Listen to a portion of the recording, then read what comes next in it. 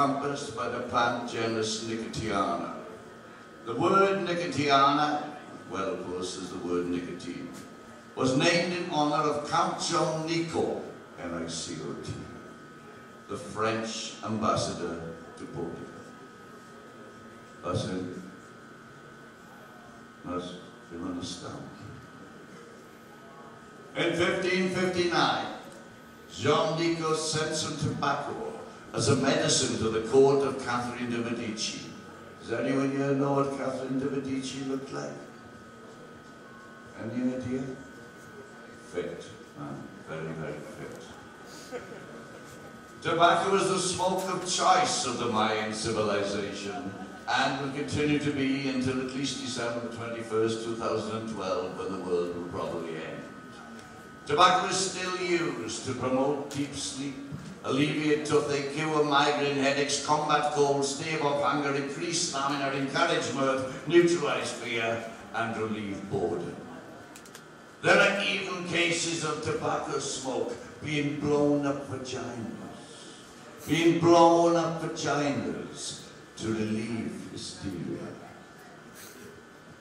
But tobacco is a love drug, an aphrodisiac, used by homosexuals, heterosexuals, switch hitters, masturbators in Native American reservations. Tobacco encourages male bonding.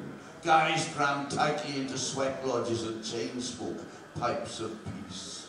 They stop having wars, start making love to squaws. They ban the bomb, spark up a bomb. Tobacco makes women even hornier in the wigwams. They wear sexy short skirts, tattoos, ornaments, necklaces, feathers. And statistics today still show that female smokers are more promiscuous than female non-smokers. Worth knowing the history. You knew that already.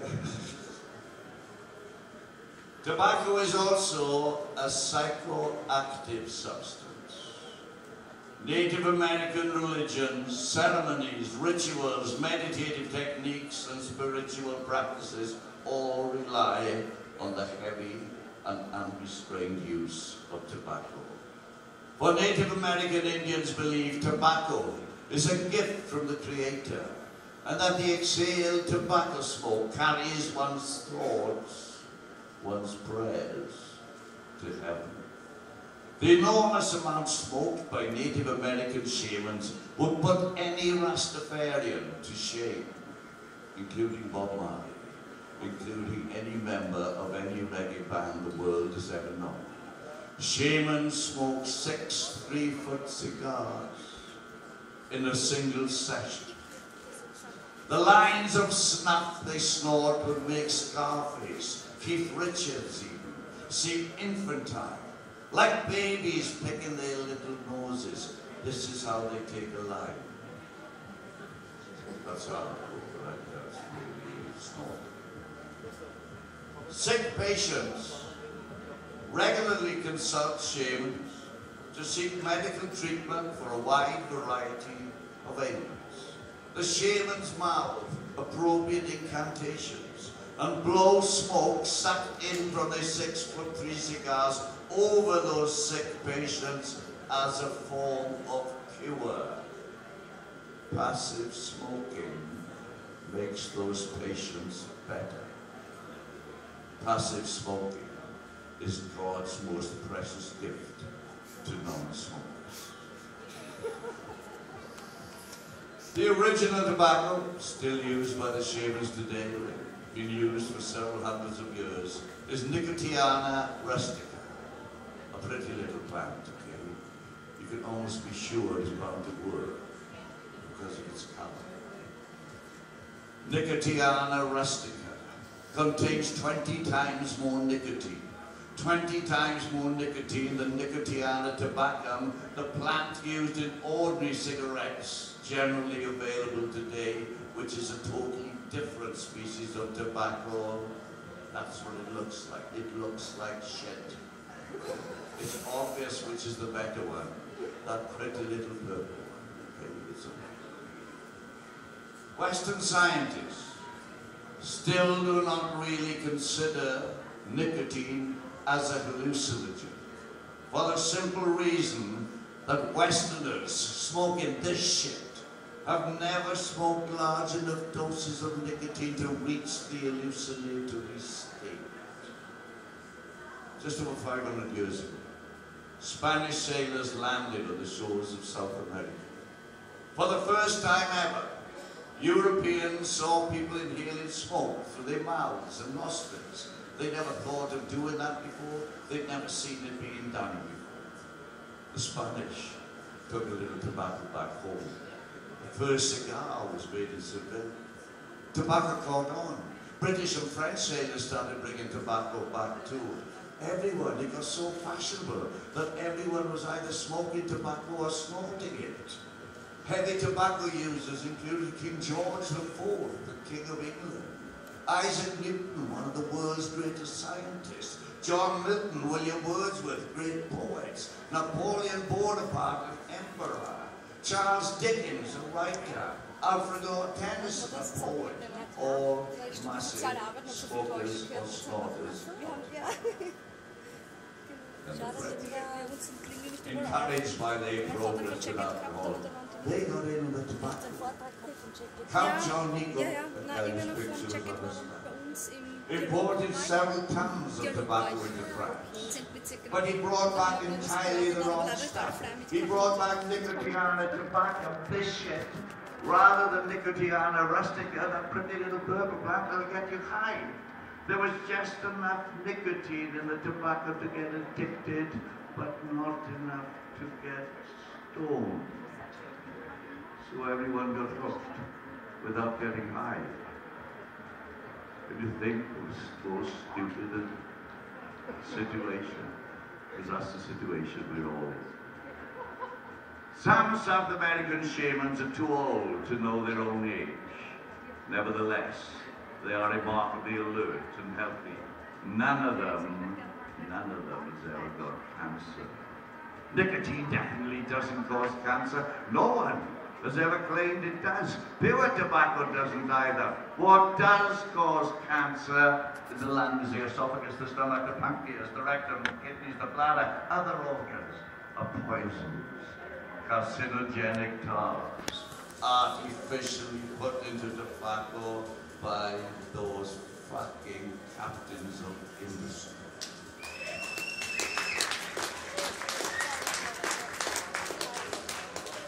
There aren't many attributes that distinguish humans from other animals. Sheep shout, monkeys whack, pigs snort, wolves piss, dolphins talk, tigers fart, dogs throw up, skunks drink, elephants sniff, horses count, and leeches suck. But how many animals smoke? Aren't they all terrified of flames and smoke? There's just one animal that smokes. And that's the dragon. So drag on.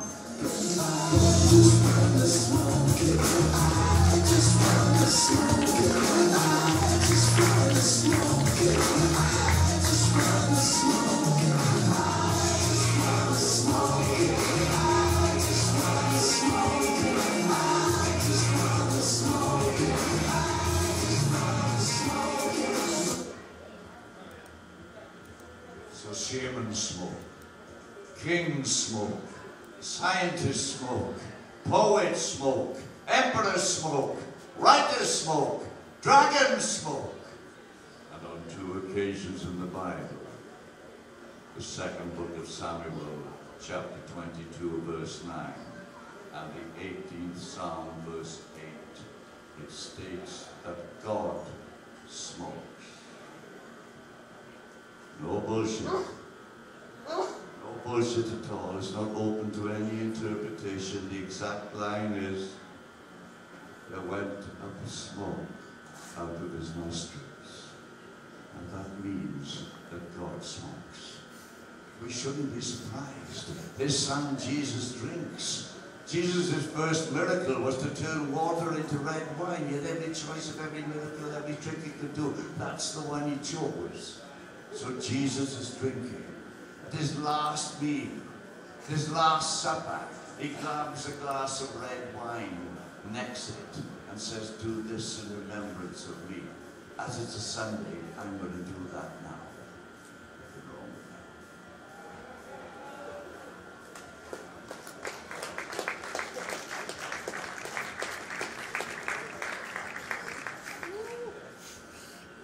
Now look at the church. Look what the church has done to that. A thimbleful of shit wine, once a week, once a month. That is disrespect. What you obviously meant to do is drink red wine, get very drunk, notice that God is smoking, notice he's getting the joint, crawl up to him and ask him. It might not be that bad up there, it might be all right. But there's God smoking, there's Jesus drinking. But who gave God the first light? Obviously a very important person. It's obvious who gave God the first light. That was Lucifer. That means light. Lucifer gave God the first light. I am the God of hellfire, and I bring you fire.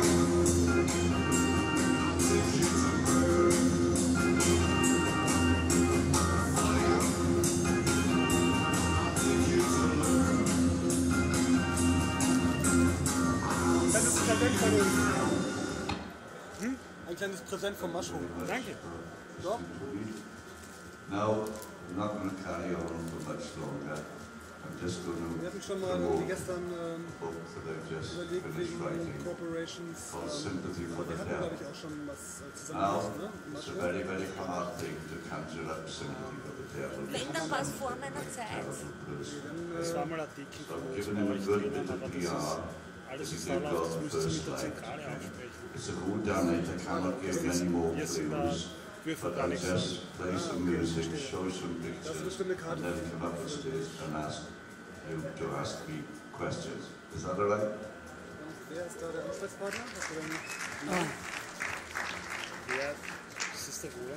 Ja, ich meine, das ist aber auch nicht die Telefonnummer. Da kannst du anrufen. Und DVDs auf dem Stand von Nachtschatten. Jetzt in Kürze. Dear visitors, Howard Marks, Mr. Nice will sign books and DVDs on the stand of Nachtschatten in the Winter Garden.